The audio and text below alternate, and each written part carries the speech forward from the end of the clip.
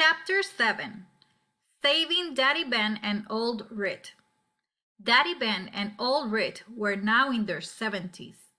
Running would be hard for them, but Harriet wanted her parents to know freedom.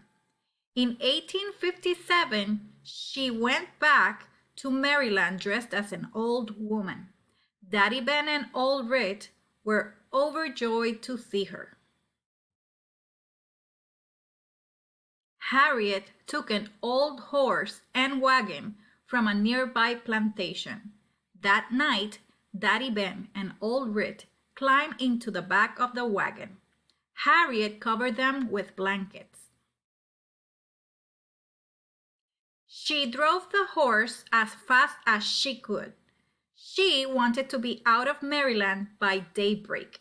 In Delaware, a Quaker railroad agent sold them train tickets. Daddy Ben and Old Rit could hardly believe it. They had been slaves all their lives. Now Harriet was using Daddy Ben's lessons to bring them to freedom.